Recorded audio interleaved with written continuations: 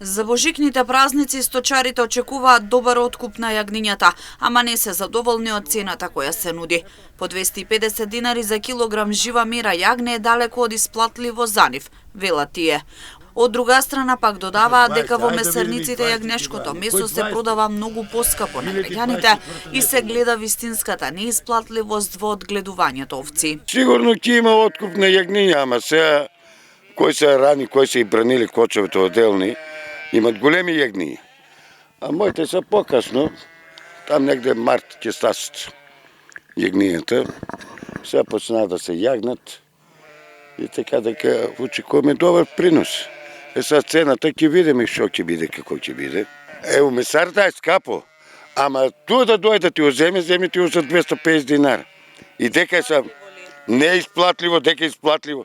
250 динара жива мера ти оземе, а 600 динара ти одае у кланица, у месарата. И дека е тоа. Значи, утепат го земјоделецот, сточаро го утепат. Тоа е неизбодливо. Владко Симов од село Карбинци понатаму останува еден од малкумината кои одгледуваат овци. Но вели се е скапо вклучувајќи и храната, па овци и стока во селото има се помалку. Дополнително нема млади кои во иднина би продолжиле да се занимаваат со сточарство и земјоделство, па за неколку години многу тешко ќе може да се најде домашно јагнешко месо. А ја го јонџето иде 20 динара. Се е скапо, а во ти го земе за џабе. Па сега почнаа да се јагнат, имам 15, але ќе се изјагнат. Здраве, живи да видиме, ќе се изјагнат.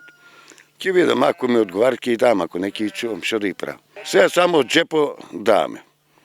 Нема дека ќе одам. У тоа жито ќе упаднат, у друго жито ќе упаднат, не бива.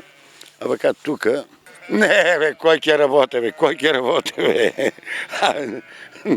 Сега нема кој да му речеш, оди сега, пушти ги овците да ги гледа еден сат, нема еден сат да ти стои со овци. Симов со сточарство се занимава многу одамна, но моментално не произведува сирење и млеко.